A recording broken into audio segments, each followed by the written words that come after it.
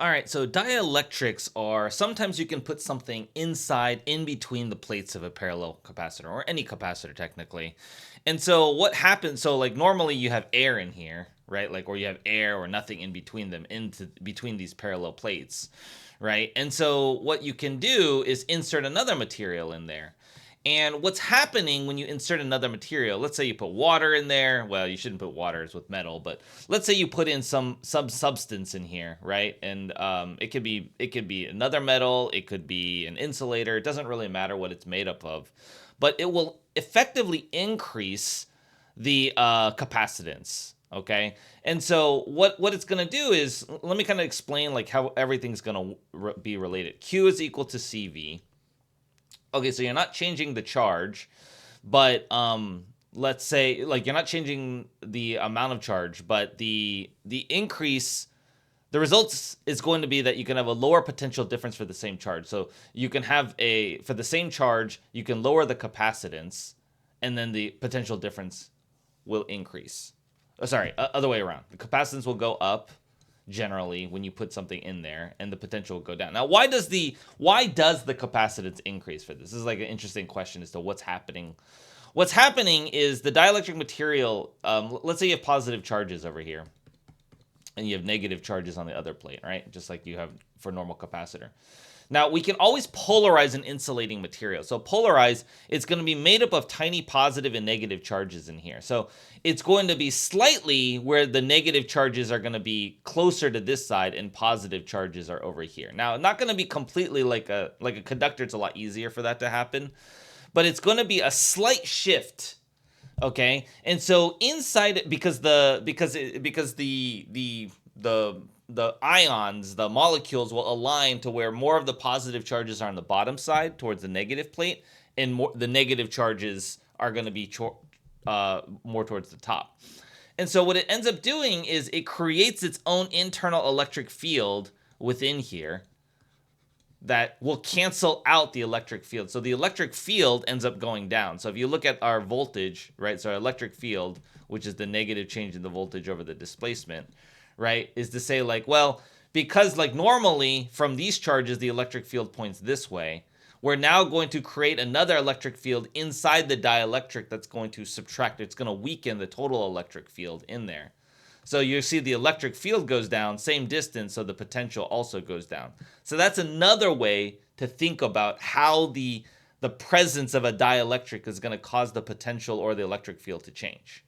Okay, now the way we model this mathematically is by a dielectric constant kappa. It's purely a property of what the material is. It's how easy it is to polarize it, right? So higher dielectric constants have an easier time polarizing or separating the charges, creating a stronger electric field within the dielectric material. And so the only modification we'll make to the parallel plate capacitors is we'll make this kappa epsilon on A over D. And the smallest value for kappa is 1.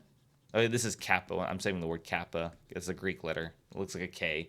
Greek letter kappa is purely property of the dielectric material, and it's generally greater than 1 for anything other than air or vacuum. Air, it's like slightly more than 1. Vacuum is the smallest it's going to be. So when kappa is 1, it goes back to the formula that we've been using for parallel plate capacitors before. So now we're going to use this kappa in there. Okay. So now let's take a look at some examples of here. What's the capacitance with an air-filled capacitor? 2 parallel plates 1 millimeters apart, area of here. So here the kappa is just 1, so it's just epsilon naught A over D. Epsilon naught is 8 point. Let me look up the constant real quick. It's 8.85 times 10 to the negative 12. The area is 8 centimeters, but you got to convert that into this 8 square centimeters. You got to convert that into meters. Right? And so you think of it as like, oh, there's 100 centimeters per meter, right? But you got to square it, right? Let me move that over a little bit so you can see that better. You gotta square it because you gotta convert centimeters squared. So it's over the distance is 1 millimeter, which is 1 times 10 to the negative 3. Okay, and so when you do that, let's do the 8.85 e negative 12 times 8 times 100 squared. Actually, I have it reversed, right? I need centimeter on the denominator. Sorry. I need centimeter on the denominator, cancel that on the numerator. So 1 meter is 100 centimeters. So divide by 100 squared. And then overall divided by 1e negative 3. And I get 7.08 times 10 to the negative 12. 10 to the negative 12 is pico. So this would be farads or 7.08 picofarads. Okay, the region between the plates is filled with the dielectric, but the material's dielectric constant is 6. What's the new capacitance? Well, the only thing that's going to happen is we're going to multiply by 6 here. So it's going to be 6 times as much. So it's going to be this times 6, which is going to be 42.5 picofarads. It's just going to be times 6. If 10 microcoulombs of charge were on the capacitors, how does the energy compare with and without the dielectric in between? Okay, so here we're going to use U is equal to 1/2 CV, sorry, QV, because we know the charge. So we need to know the potential difference on here, but we know Q is also equal to CV here. Okay, so we can solve for the potential. Now, why do we want to solve for the potentials? Because the potential is not constant. They're giving us a set amount of charge in both cases. And so what we want to do is get rid of the voltage because we can calculate we know the capacitance and we know the charge. So we want our answer of energy in terms of charge and capacitance. So V is going to be Q over C. This is going to be 1/2 Q squared over C. Okay, so with the no dielectric, the energy is going to be 1/2 10 times micro. This micro is 10 to the negative 6. Right, squared divided by the capacitance, which we've got 7.08 times 10 to the negative 12. Okay, so let's just do that. 0.5 times 10e negative 6 squared divided by this number in our calculator, and I get 7.06 joules.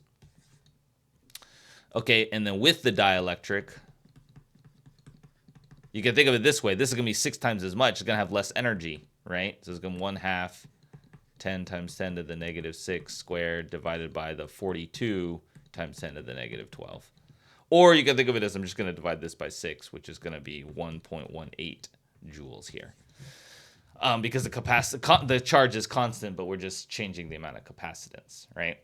And so the energy changes, right? And that's going to happen when we have the dielectric. That's a consequence of some of the math in there.